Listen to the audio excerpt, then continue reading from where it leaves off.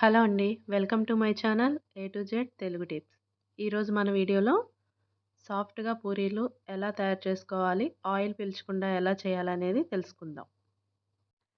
పూరీలు బాగా పొంగి సాఫ్ట్‌గా రావాలంటే పిండిని ఏ విధంగా కలపాలనేది ఇప్పుడు తెలుసుకుందాం.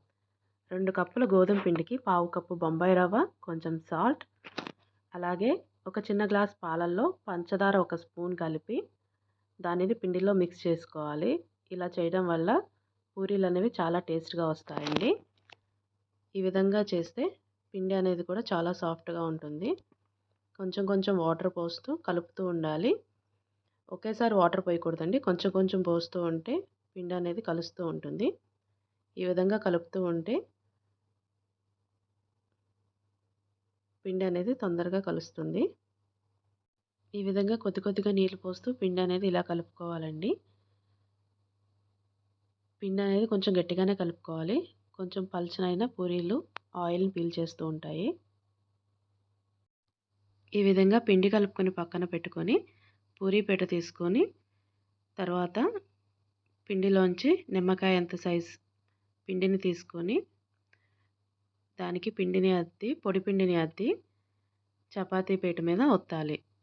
ఈ విధంగా ఒత్తాలండి. కొంచెం పల్చగా వస్తే పూరీలు అనేవి పొంగుతాయండి. ఈ విధంగా తిప్పుతూ నిదానంగా ఒత్తుకుంటూ ఉండాలండి. ఇలా ఒక్కొక్కటి చేసుకొని పక్కన పెట్టుకోవాలి. ఆ తర్వాత మూకుడు పెట్టి స్టవ్ వెలిగించి ఆయిల్ అనేది పోయాలి. ఆయిల్ హీట్ ఎక్కిన తర్వాత ఒక్కొక్క పూరీని వేస్తూ పూరీని కాలనివ్వాలండి. ఈ విధంగా ఆయిల్ హీట్ అవ్వగానే పూరీ అనేది వేయాలి. పూరీ వేసిన తర్వాత ఎలా పొంగుతుందో ఇప్పుడు చూడండి.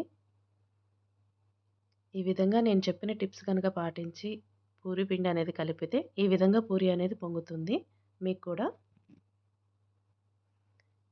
ఇలా పొంగగానే రెండో వైపు అనేది టర్న్ చేసుకుంటే ఈజీగా కుక్ అవుతుంది.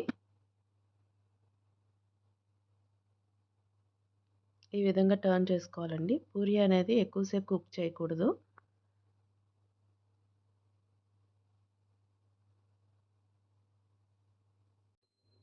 మీకు కూడా పూరీలు సాఫ్ట్‌గా పొంగుతూ రావాలంటే నేను చెప్పిన టిప్స్ పాటిస్తే మీకు కూడా ఖచ్చితంగా పూరీలు అనేవి పొంగుతాయి. ఈ వీడియో కనుక మీకు నచ్చినట్లయితే ప్లీజ్ లైక్ చేయండి, షేర్ చేయండి, నా ఛానల్ని సబ్స్క్రైబ్ చేసుకోండి.